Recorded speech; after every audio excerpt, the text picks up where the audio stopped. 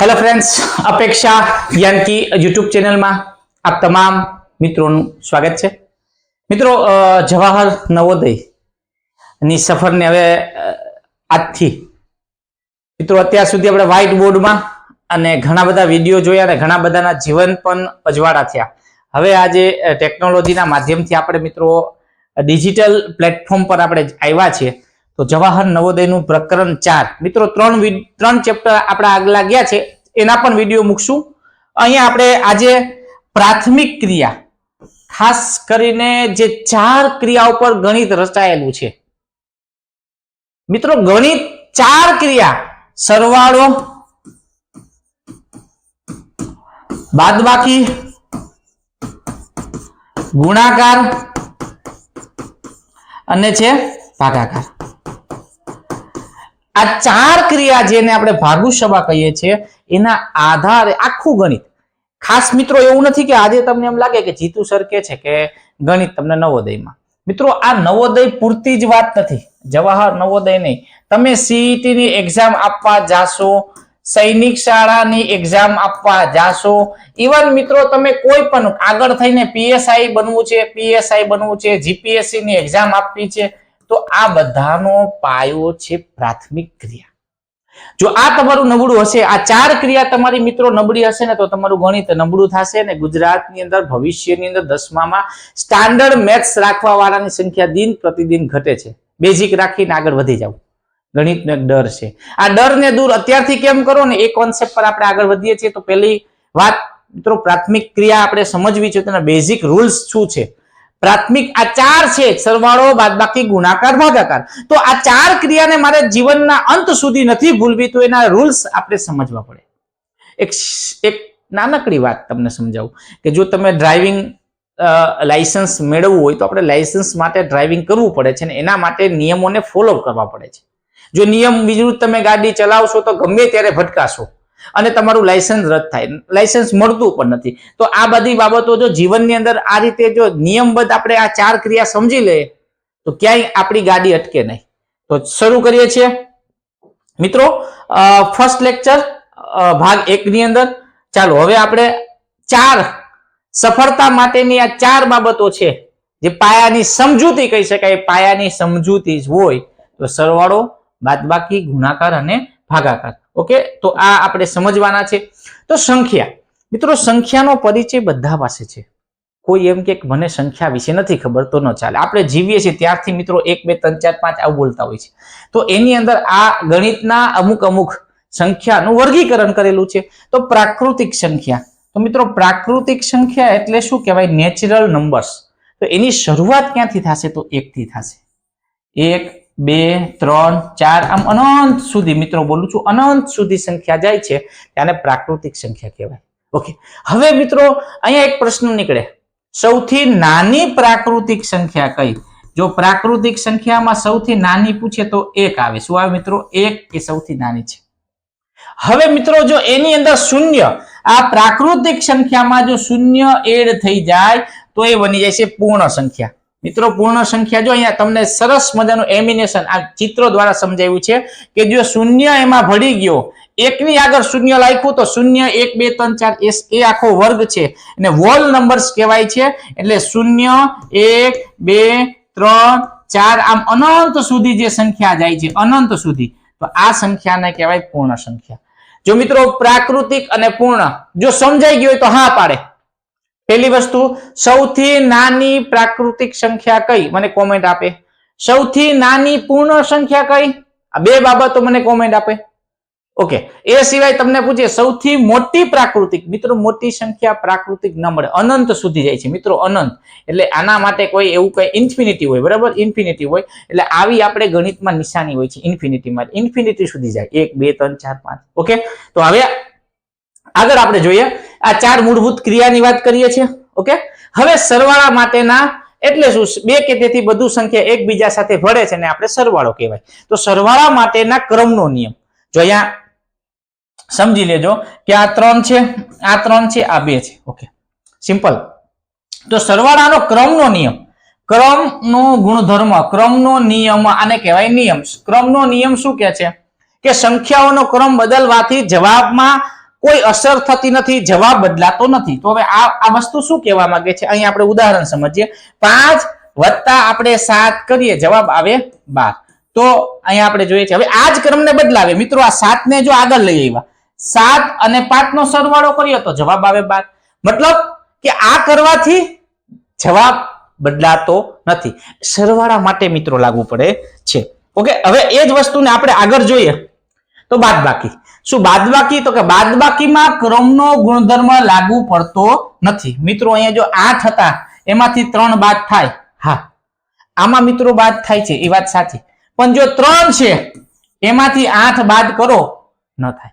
નાની સંખ્યામાંથી મોટી સંખ્યા બાદ ન થાય. હા મળે જવાબ, તમે એમ કહો સાહેબ તમે મળે છે તો એ જવાબ માઇનસમાં આવે. કેમાં આવે છે મિત્રો? માઇનસમાં આવશે. તો આપણે અહીંયા નિયમ છે ને પ્રાકૃતિક સંખ્યાની વાત થાય છે. ઓકે, તો એક સંખ્યામાંથી બીજી સંખ્યા બાદ કરે ને બાદબાકી કહે છે ને, આ જે નિયમ છે એ લાગુ પડતો નથી. તો જો કોન્સેપ્ટ મિત્રો, હવે નવોદય ગણિતની અંદર એક વસ્તુ સમજી લેજો. જો તમારે ગણિતની અંદર સમજ જરૂરી છે, જે નિયમોની સમજ હશે તો આ સમજ ઉપર તમારે કોઈ પણ ગણિતનો મોટામાં મોટો અથવા અઘરામાં અઘરો દાખલો હશે તો આ દાખલો તમારો સોલ્વ થશે જો કોન્સેપ્ટ તમારો હશે. તો આજના પહેલા વિડીયોમાં આપણે શું સમજવાનું છે? કોન્સેપ્ટ સમજવા છે. ઓકે, ગુણાકાર માટે તો ગુણાકારને પુનરાવર્તિત સરવાળો કહેવાય છે. કઈ રીતે? દાખલા તરીકે આ 6 1 2 3 4 5 6. તો આ રીતે આપણે સમજીએ તો અહીંયા કોઈ પણ સંખ્યા સમજી લો કે દાખલા 6 ગુણ્યા હું 3 કરું તો 6 તેરી કેટલા થાય? 18. એનો મતલબ શું થાય છે? 6 કેટલી વખત મિત્રો આપણે કર્યા છે? 3 વખત. તો 6 વત્તા 6 વત્તા 6. તો અહીંયા ગુણાકારનો નિયમ શું કહે છે? ગુણાકાર એટલે શું? કોઈ પણ સંખ્યાનો પુનરાવર્તિત એકને એક સંખ્યાનો સરવાળો થાય, જે જવાબ તમને મળ્યો આધાર એ એટલે ગુણાકાર થાય. ઓકે, આને સીધી રીતે લખાય 4 તેરી 12. તો મિત્રો 4 4 છે તો મિત્રો એનો મતલબ શું થયો? 4 4 4 નો સરવાળો કરો છો, એકને એક સંખ્યાનો પુનરાવર્તિત સરવાળો થયો, જવાબ આવ્યો 12. આને બીજી રીતે લખવું તો આમ લખી શકાય 4 ગુણ્યા 3, જવાબ આવે 12. તો આ એક કોન્સેપ્ટ તમારે સમજવાનો છે. તો મિત્રો ભાગાકાર, ભાગાકાર એટલે પુનરાવર્તિત પુનરાવર્તિત બાદબાકી. જેમ ગુણાકાર છે પુનરાવર્તિત સરવાળો છે, એમ ભાગાકાર છે એ પુનરાવર્તિત બાદબાકી. દાખલા તરીકે હું તમને કહું, સમજી લો કે ભાઈ 12 છે. ઉદાહરણ તરીકે આપણે સમજીએ છીએ કે 12 ભાગ્યા હું 4 કરું તો જવાબ 4 તેરી 12 આવ્યો. એનો મતલબ શું થાય મિત્રો? 12 માંથી મારે કેટલા કાઢવાના? પહેલી વખત હું 4 કાઢીશ, બીજી વખત 4 કાઢી, ત્રીજી વખત. એટલે આ 3 વખત મેં 4 4 બાદ કર્યા. એનો મતલબ કે 12 એટલે શું થશે મિત્રો? પુનરાવર્તિત 4 4 4 ઘટે છે. આ ઘટાડાને પુનરાવર્તિત બાદબાકી કહેવાય છે. બાદબાકી. તો આ બાદબાકી આ ભાગાકાર માટે છે. અહીંયા મિત્રો એક સંખ્યા આપી 17. તો 17 ને આપણે 5 વડે આપણે ભાગીએ તો 5 તેરી 15. અને મિત્રો 2 વધે છે ને શું કહેવાય છે? શેષ. 2 વધે છે ને શેષ. હવે ભાજ્ય, ભાજક અને ભાગફળ. મિત્રો જે સંખ્યા, મિત્રો જે સંખ્યાને આપણે ભાગીએ, જે સંખ્યાને ભાગીએ છીએ એને કહેવાય ભાજક. ઉપર વધે એને ભાગફળ કહેવાય છે. બાળકો ક્યાં ભૂલ કરે? મને ખ્યાલ છે ભાજક અને ભાજ્ય. આ ભાજક છે, આ ભાજ્ય છે. જે સંખ્યા વડે ભાગો છો મિત્રો, જે સંખ્યા વડે ભાગો છો તમે, જે સંખ્યાને મિત્રો અહીંયા વાત કરીએ તો ભાજક શું છે? તો 4 ને ભાજ્ય શું છે? તો 12. તો આ જે સંખ્યા વડે ભાગો છો ને શું કહેવાય છે મિત્રો? ભાજક. ને જે સંખ્યાને ભાગાકાર આપણે માટે લઈએ છીએ એ સંખ્યાને આપણે ભાજ્ય કહીએ છીએ. તો આ કોન્સેપ્ટ છે, એના આધારે મિત્રો આવા સૂત્ર આધારિત દાખલા આપણે આગળ જોશું. ઓકે, જો શૂન્યનો જાદુ મિત્રો. શૂન્ય જો સરવાળા માટે કોઈ પણ સંખ્યા છે મિત્રો, ઓકે, સરવાળા માટે શું કહેવાય છે? તો 5 છે, એનો શૂન્ય સાથે સરવાળો કરો તો સંખ્યા કેટલી? 10 મળે છે. પછી એ જ વસ્તુ બાદબાકીમાં, તો 5 માંથી જો શૂન્ય બાદ કરવામાં આવે તો જવાબ શું મળે છે? 5 જ મળે. આ એક શૂન્યની કોન્સેપ્ટ આપણે સમજીએ છીએ. પણ એ જ વસ્તુ જો ગુણાકાર માટે જોઈએ તો સરવાળા બાદબાકીમાં અલગ છે ને ગુણાકારની અંદર આપણે જોઈએ 5 નો ગુણાકાર શૂન્ય સાથે કરો તો જવાબ શૂન્ય આવશે. જો આ કોન્સેપ્ટ તમને ખબર હોય તો મોટા મોટા દાખલા હું તમને એક ટ્રીકની મદદથી આ કોન્સેપ્ટ મિત્રો, આ એક ટ્રીક તમે જોશો ને હું તમને ત્યારે યાદ કરાવીશ કે આપણે એક વિડીયોમાં આપણે વાત કરી એમ કહીશ કે અમુક રકમ તમને આપશે ત્યારે તમારે કાંઈ કરવા નથી, ફક્ત એનો જવાબ શું આવશે? દાખલા તરીકે ઉદાહરણ તમને હું લઉં, 51 ગુણ્યા 23 ગુણ્યા 0 વત્તા 7. મિત્રો આ દાખલો તમારે કરવાનો છે, સમજો. અહીં પેન ઉપાડવાની જ નથી. જો આ નિયમ તમને આવડતો હોય તો આ નિયમ શા માટે? આ બંનેનો ગુણાકાર મિત્રો આપણે કરીએ. સમજો કે ભાઈ અહીંયા આપણે અલગ પેનથી તમને સમજાવી દઈએ કે આ બંનેનો ગુણાકાર થાય એક સંખ્યા મળી, સમજો x. હવે આનો આની સાથે ગુણાકાર કરશું એટલે જવાબ શું આવશે? 0. તો મતલબ આ જે પ્રથમ પદ 3 પદ છે એનો જવાબ 0 એટલે જવાબ આપણો 7 છે, પૂરું. આમાં રકમને મિત્રો ગણતરી પણ નથી કરવી. જો તમારી પાસે રૂલ્સ હોય, જો તમે અમુક કોન્સેપ્ટ એક સમજી ગયા હોય તો. ઓકે, હવે કોઈ પણ સંખ્યાને મિત્રો 0 છે એ સંખ્યા, કોઈ એક સંખ્યાને 0 ને કોઈ સંખ્યા સાથે ભાગાકાર, તો કે ભાગાકાર શક્ય નથી મિત્રો. જો અહીંયા શક્ય નથી. તો 4 બાબતો 0 ની વાત આપણે સમજીએ છીએ. કોઈ સંખ્યા છે 18 વત્તા 0 કરો તો જવાબ શું આવે? 18. જો 18 માંથી 0 બાદ કરો તો પણ જવાબ 18 આવે. સંખ્યા પોતે જ આવે છે, પણ બાદ બાકીના સરવાળા માટે જો તમે ગુણાકારમાં 0 કરો કોઈ પણ સંખ્યા તો જવાબ થઈ જશે 0, અને અહીં અશક્ય છે. ઓકે, આટલી બાબત આપણે સમજી લીધી.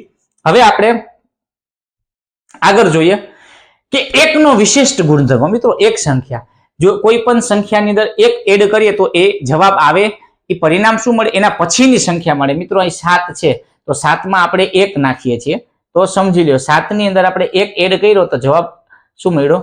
8. ઓકે, હવે એક સંખ્યામાંથી 1 બાદ કરવામાં આવે. 7 માંથી જો આપણે 1 બાદ કરીએ તો જવાબ આગળની સંખ્યા, એની જે પહેલાની સંખ્યા છે એ આવશે. આ નવોદયની અંદર બીજા ચેપ્ટરમાં આપણે ભણ્યા પુરોગામી અને અનુગામી, અને આના દાખલા એક્ઝામમાં પૂછાય છે, પણ થોડી વિશિષ્ટ રીતે પૂછાય છે, તમને ખ્યાલ છે, બરાબર. હવે સંખ્યા ગુણાકાર સાથે, કોઈ પણ સંખ્યાનો એક સાથે ગુણાકાર કરે ત્યારે જવાબ એ સંખ્યા પોતે આવે છે, એટલે તટસ્થ ઘટક છે મિત્રો. તટસ્થ એક સંખ્યા ગુણાકાર માટે કેવી છે? તો તટસ્થ છે. યાદ રાખજો મિત્રો, સરવાળા ને બાદબાકી માટે નથી. તટસ્થતાનો એટલો મતલબ એમ થાય કે કોઈ પણ પરિણામ છે મિત્રો, અહીં સમજાવું તમને કે ભાઈ 9 નો ગુણાકાર 1 સાથે કરું તો જવાબ આવ્યો 9, એટલે તટસ્થ થયું. તટસ્થ એટલે પરિણામ એ જ મળે છે. પણ જો અહીં કોઈ સરવાળા માટે 9 ની અંદર 1 નાખું છું તો જવાબ આવી ગયો 10, તો પરિણામ મારું બદલાઈ જાય છે. અહીંયા હું 101 ની સાથે 101 ગુણ્યા 1 કરીશ તો જવાબ મારો 101 આવે છે. એનો મતલબ કે સંખ્યા છે એ એક ગુણાકાર માટે તટસ્થ છે, અને ભાગાકાર માટે સંખ્યા તે જ આપે છે. જો મિત્રો ભાગાકારની અંદર તમે જાશો, જો 7 ભાગ્યા તમે 1 કરો તો જવાબ તમારો 7 જ આવે છે. તો એકના જે વિશિષ્ટ બાબતો હતી, જેમ 0 ની છે એમ વિશિષ્ટ 1 ની છે. ખાસ મિત્રો આ નોટમાં લખી લ્યો. તમારી નોટબુકની અંદર આ બધી બાબત જો લખશો, હું બોલી દઉં છું, તમે સ્ક્રીનશોટ પાડવો હોય તો પાડી લ્યો, પણ તમે લખશો તો તમને ઉપયોગી બનશે. ઓકે, ત્યાર પછી આપણે આગળ વાત કરીએ. પ્લસ પ્લસ તો જવાબ શું મળે છે? પ્લસ જવાબ સંખ્યા મળે, બરાબર. આ એક બેઝિક થોડાક છે. માઇનસ માઇનસ થાય, કોઈ પણ સંખ્યા માઇનસ માઇનસ થશે તો જવાબ આવશે પ્લસ, બરાબર. બે બાબત આપણે સમજી લઈએ. ઓકે, પછી વત્તે ઓછે તો ઓછા આવે મિત્રો. કોઈ પણ વત્તા અને ઓછે, આ ગુણાકાર બાબત મિત્રો, આ ગુણાકાર સાથે આ નિયમો લાગુ છે, પણ આપણે આગળ જોશું, બરાબર. પછી ઓછે વત્તે પણ ઓછી, જે પરિણામ તમારું મળે છે કેવું મળે છે? ઓછા મળે છે. અહીં તમે જોઈ શકો છો. ઓકે, સરવાળા અને બાદબાકીમાં પાછા આ નિયમ થોડા બદલાઈ જશે. યાદ રાખજો, મોટી સંખ્યાની નિશાની ઓછે ઓછે, વત્તે ઓછે, સરખી નિશાની. અહીંયા જો મિત્રો આપણે લખવું હોય તો સરખી નિશાની હોય ને તો સરવાળો, સરખી નિશાની આવે તો સરવાળો થાય. આ એક નિયમ લખો, ને લખજો.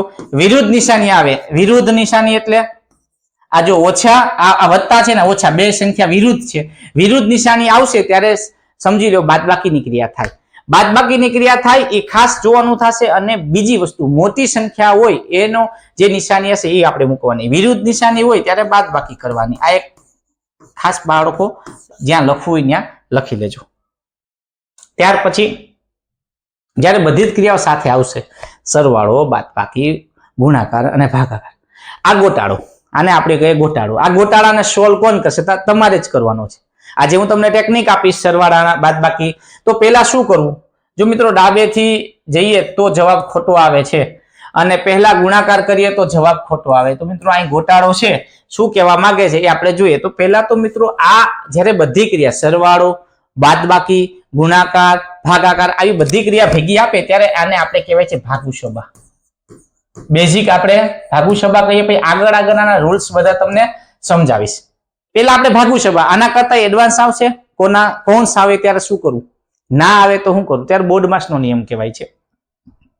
જ્યારે દાખલાની અંદર સૌથી પહેલા ભાગાકાર આપે ત્યારે આ બંને સંખ્યાનો મિત્રો આપણે ભાગાકાર કરવાનો, ત્યાર પછી મળતી પરિણામ છે ત્યાં આપણે ગુણાકાર કરવાનો, ભાગવું, પછી સરવાળો આવે તો સરવાળો, ને પછી મળે બાદબાકી. તો આ રૂલ્સ છે, એ રૂલ્સ આપણે સમજી લઈશું. ભાગવું સભા, પેલા ભાગાકાર, ગુણાકાર, સરવાળો અને બાદબાકી, આ બધી બાબતો આપણે સમજવાના છે. અહીંયા ચિત્રો દ્વારા એનિમેશન તમને થોડુંક સમજાવવા માટે અમે પ્રયત્ન કર્યો. હવે એ સિવાય જો કૌંસના ક્રમ આપે, કૌંસ હોય ત્યારે શું કરવું, સૌથી પહેલી વસ્તુ જોઈએ તો કૌંસની અંદર પણ ભાગુ સભાનો નિયમ લાગુ પડે છે. તો સૌથી પહેલા મિત્રો જે નાનો કૌંસ છે એ છૂટે, આપણે દેખાય નાનો કૌંસ. પછી મિત્રો આવે છે આ છગડીયો કૌંસ, બીજા નંબરે આવે છે છગડીયો, જે તમને પિંક કલરમાં જોવા મળશે. અને મોટો કૌંસ જે આવે છે એને આ રીતે દોરવામાં આવે છે. છગડીયા કૌંસને મિત્રો આ રીતે હોય છે, જોઈ લેજો. દાખલાની અંદર નાના કૌંસને મિત્રો આ રીતે છે, તમે જોયું બરાબર. તો છેલ્લે નીકળે છે મોટો કૌંસ. તો આ પણ સાથે સાથે નિયમ તો ભાગુ સભા જ લાગુ પડશે, બરાબર.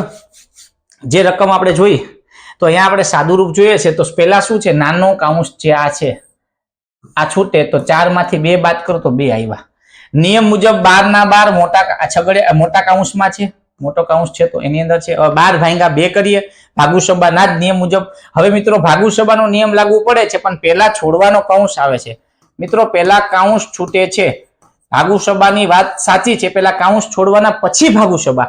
તમને એમ થાય જીતુ સાહેબે બાદબાકી પહેલા કેમ કરી, સાહેબ ખોટું શીખવાડે? ના, પહેલા આપણે કૌંસ છૂટે છે તો કૌંસ છોડવાનો, 4 - 2 નાનો કૌંસ છૂટ્યો, પછી આ મોટો કૌંસ છૂટવાનો.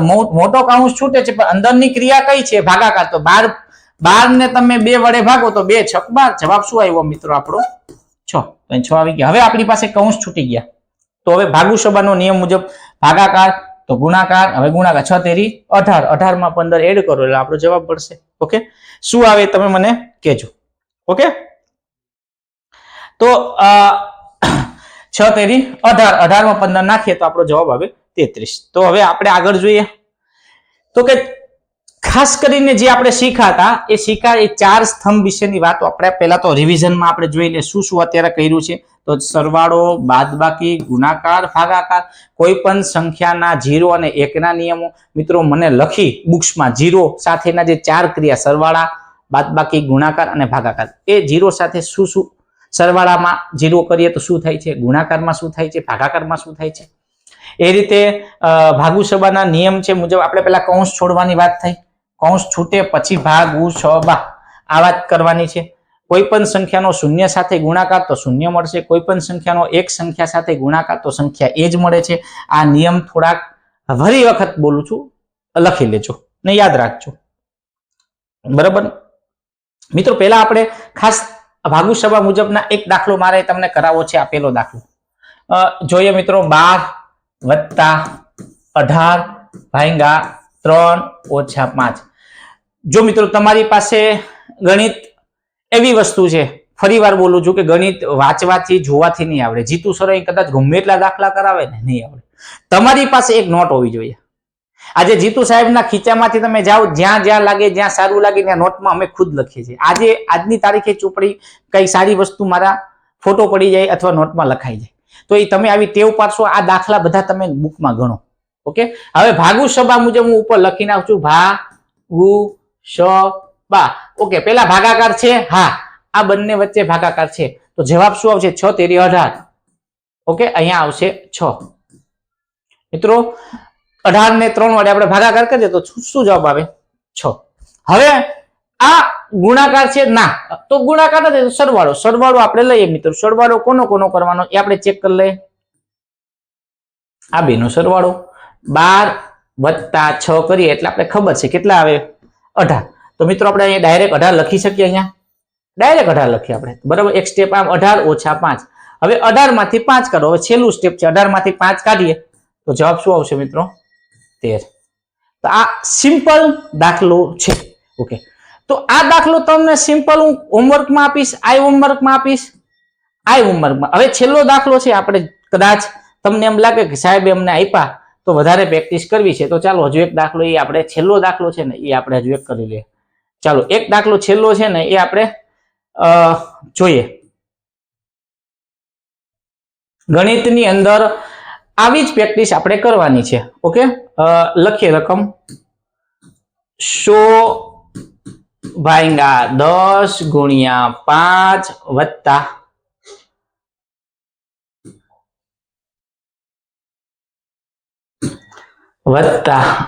5 ગુણ્યા 3 ઓછા 7. મિત્રો એ બધી જ ક્રિયા આપણે કરવાનો પ્રયત્ન કર્યો છે. જે જે ક્રિયાઓ આવે છે એ બધી ક્રિયા આપણે અહીંયા કરવી છે. જોઈ લે શું થાય છે. પેલા ભાગુ શબ્દ મુજબ આ બંને સંખ્યાનો ભાગાકાર ક્યાં છે એ જુઓ.